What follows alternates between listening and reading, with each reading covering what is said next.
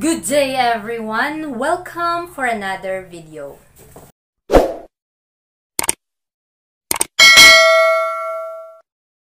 Sa oras na ito, ating pag-aaralan ang The Voice Speech and Song. Nasa chapter 34 na po tayo, entitled Kahalagahan ng Kahusayan ng Paksa.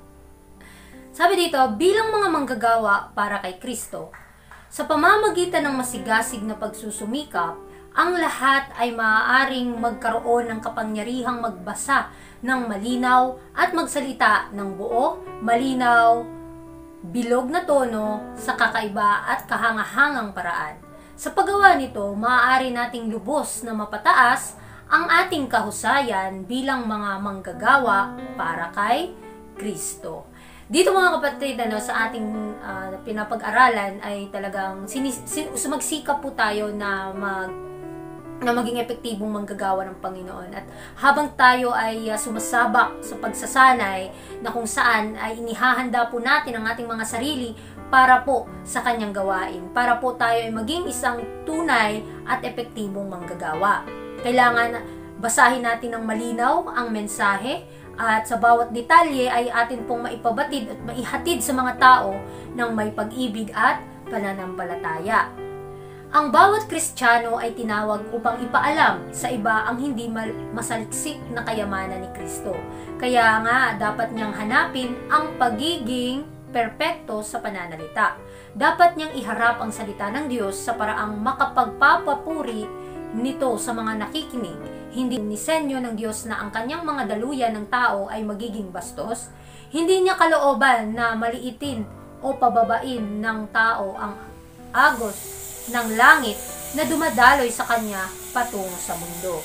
So, tayong mga manggagawa ng Panginoon, mga lingkod niya, ay tayo po ay isang daluyan ng pagpapala sa mga tao. Ano yung nalaman mong katotohanan? Ano yung nakita mong ito'y tama at ito'y dapat o ito yung kalooban ng Panginoon, ay dapat maipakita mo ito sa iyong gawa.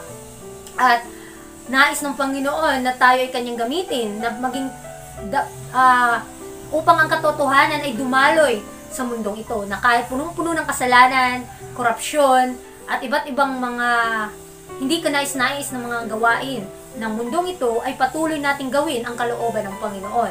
Patuloy nating isurrender ang ating mga sarili sa Kanya dahil kapag tayo ay nanghihina, bibigyan niya naman tayo ng kalakasan. Dapat tayong tumingin kay Jesus, ang perpektong huwaran. Dapat tayong manalangin para sa tulong ng banal na Espiritu. At sa kanyang lakas, dapat nating hangarin na sanayin ang bawat organ para sa perpektong gawain. So, sa bawat organ sa ating katawan, mga kapatid, ay gamitin natin or gawin natin ang ating, sa ating mga pagsisikap. Gamitin natin ang ating kamay, ang ating paa, ang ating mga bibig at ating mga mata at tenga na para sa ikaluluwalhati ng Panginoon. At ang katotohanan lamang talaga ang siyang ating paniwalaan. At ito na nga na dapat maging magbasa po tayo para makasigurado tayo sa katotohanan na ating tinatanggap. Ito ay totoo, lalo na sa mga tinawag na sa serbisyo na publiko. Bawat ministro at bawat guro ay dapat isaisip na siya ay nagbibigay sa mga tao ng isang mensahe na may kinalaman sa walang hanggang mga interes. Ang katotohanan sinabi ang hahatol sa kanila sa dakilang araw ng huling pagtutuos.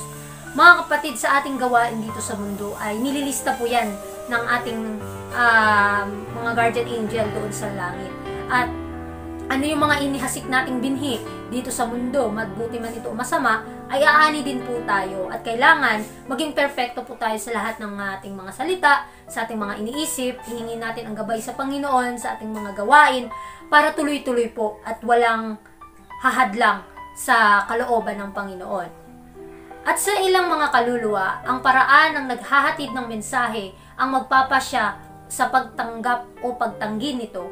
Kung gayon, hayaang ang salita ay binibigkas upang ito ay makaakit sa pangunawa at tumatak sa puso. Dahan-dahan, malinaw at taimtim na dapat itong sabihin. Gayunpaman, kasama ang buong kasipagan na hinihingi ng kahalagahan nito. So, Ang mga katotohanan, mga kapatid, ay kailangan nating malakaran. At sa bawat kaluluwang tumatanggap nito, ay kanila din po itong maibabahagi sa kanilang kapwa. At tayo mismo sa buhay natin bilang Kristiyano, habang tayo ay nagsasanay na maging epektibong manggagawa ng Panginoon, hayaan natin na ang ating mga salitang binibigkas, ito po'y magbibigay kaakit-akit at tumatak sa pangunawa at sa puso ng bawat tao. At dahan-dahan, kanila pong maiintindihan ang taimtim na mga katotohanan. At sa buong kasipagan na ating nakakamit, tutulungan po tayo ng Panginoon para maging epektibo ang ating gawain. Ang tamang kultura at paggamit ng kapangyarihan ng pagsasalita ay may kinalaman sa bawat linya ng gawaing Kristiyano. Pumapasok ito sa buhay tahanan at sa lahat ng ating pakikipagkaisa sa isa't isa. Dapat nating sanayin ang ating sarili na magsalita sa magagandang tono, gumamit ng dalisay at wastong pananalita, at mga salitang mabait at magalang. So, require po sa atin ito bilang mga Kristiyano, require po sa ating magsalita ng mga mababait na salita na may malambing at paggalang. Kung tayo ay taga-sunod ni Kristo o tayo ay humahawak ng katotohanan, naway may pakita po natin sa ating mga gawa, sa ating mga iniisip, sa ating mga kilos, sa ating mga salita, ang tamang paggamit ng katotohanan or tamang paggamit ng mga salita. Ang mga katotohanan kasing ito, pagka hindi natin sinasabuhay, magiging walang epekto ang ating nalalaman. Kaya ipanalangin po natin sa Panginoon na atin po itong malakaran kahit sa napakasimpleng paraan. Ayan, so sabi dito, ang matamis, mabait na salita ay parang hamog at banayad na pagbuhos ng kaluluwa. Ang banal na kasulatan ay nagsasabi tungkol kay Kristo na ang biyaya ay ibinuhos sa kanyang mga labi upang siya ay makakaalam kung paano magsalita ng isang salita sa kapanahunan sa kanya na pagod.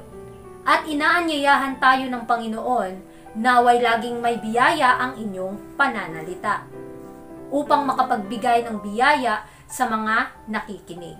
Ito po yung pinakagusto ng Panginoon na pagkaalam mo ang katotohanan, ang lahat ng lumalabas sa ating mga bibig ay puspusan po natin ng biyaya. Ipagkaloob natin sa Panginoon ang ating buong puso upang magamit niya tayo sa kanyang gawain. At maging mapagbantay po tayo, huwag po tayong laging nakakita o huwag po tayo laging nakabantay lang sa ating mga kapwa sa kanilang mga kahinaan. Bagkus atin pong bigyan sila ng pagpapala, paalala kung ano ang kalooban ng Panginoon, ano yung pag-ibig ng Panginoon, at ito po yung ating malakaran dahan-dahan para po tayo ay talagang lumakas sa spiritual na aspeto. Kaya pag tayo nagbibigay ng katotohanan sa mga tao, didikit po ito sa kanilang puso, lalo na pagka merong kabaitan at lambing at biyaya na lumalabas sa ating mga bibig. At sa ating mga pagkilos at galaw, maging mapagbantay din po tayo upang hindi makapasok ang kaaway. Maging mapagbantay at manalangin dahil napakabisa po itong gawain pagka atin pong sinusunod ang lahat ng kalooban ng Panginoon. Pagpapabaya sa kultura ng tinig. Ang kultura at tamang paggamit ng boses ay labis na napapabayaan, maging ng mga taong may katalinuhan at gawaing Kristiyano. Maraming nagbabasa o nagsasalita sa napakababa o napakabilis na paraan na hindi sila madaling maunawaan. Ang ilan ay may makapal, hindi malinaw na pagbigkas. Ang iba ay nagsasalita sa matataas o mataas na susi sa matinis na tono na masakit sa mga nakikinig. Ang mga teksto, mga himno at ang mga ulat at iba pang mga papel na iniharap sa mga pampublikong pagtitipon ay kung minsan ay binabasa sa paraang hindi nauunawaan at madalas upang ang kanilang puwersa at kahanga-hanga ay masira.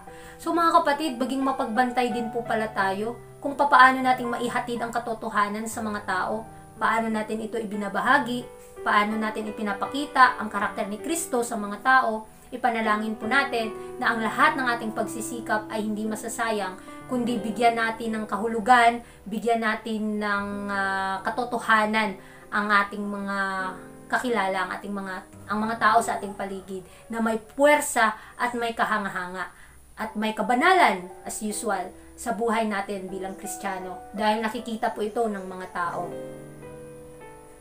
Tungkulin ng guro. Ang kultura ng boses ay dapat ituro sa klase ng pagbabasa at sa ibang mga klase ay dapat igiit ng guro na ang mga mag-aaral ay magsalita ng malinaw at gumamit ng mga salita na tama at puwersahang nagpapahayag ng kanilang mga iniisip. Dapat turuan ang mga mag-aaral na gamitin ang kanilang mga kaalaman sa tiyan, sa paghinga at pagsasalita. Gagawin itong mas buo at malinaw ang mga tono. So, mga kapatid, ito pong mabisa upang tayo maging isang mabisang manggagawa ng Panginoon, lalong-lalo na pagka dinadala natin ang katotohanan. Napakaganda po sa pakiramdam na yung banal na espiritu ang siyang kumikilos sa atin. Ang siyang gumagabay at siyang nagsasalita sa atin. Lalong-lalo na ngayon na sinasabi natin ang katotohanan sa mga tao, na ipagkaloob na nga po talaga natin yung buong puso natin sa Kanya upang gamitin niya tayo, ano yung magagawa natin sa gawain. At ito po yung napakadakilang tungkulin ng guro sa kanilang boses na ituturo nila sa kanilang mga estudyante, sa kanilang pagbabasa at sa ibang mga klase pa, na igiit nawa ng mga guro na ang kanilang mag-aaral ay magsalita ng malinaw at gagamit ng tamang mga salita. Yung salitang makapagbibigay ng sigasig at sipag na mag-aral pa ang mga estudyante sa paaralan na ito. Kaya tayong lahat, bilang mga mag-aaral ni Kristo, kailangan din tayo maging tagapagturo din sa mga taong hindi pa nakakaalam ng katotohanan.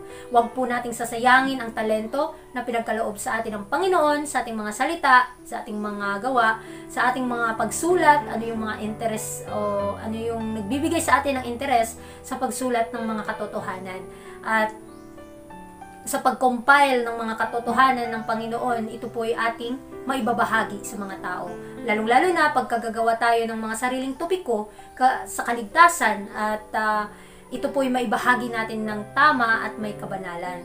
At sa ating pag-aaral sa umagang ito, na marami po tayong matututunan sa chapter 34 ng The Voice in Speech and Song, na ang kahalagahan po ng kahusayan ng mabisang paksa. Ito'y bilang mga manggagawa ni Kristo, kailangan nating maging banal sa lahat ng pagkakataon. At tutulungan po tayo ng Panginoon pagka tayo ay may kasipagan at kapag tayo ay nagsumikap na lumapit sa Kanya, ihingi ang gabay upang atin pong maipabatid o maihatid ang mga katotohanan sa mga taong ating nasasalamuha. Dahil sa paggawa nito ay maaari nating mabigyan ng katotohanan ng mga tao.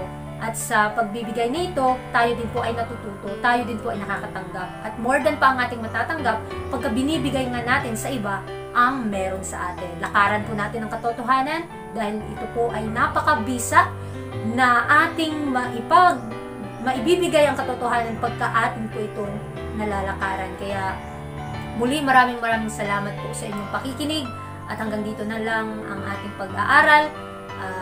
Muli, I am your presenter, Sister Daniela, and thank you for watching. God bless.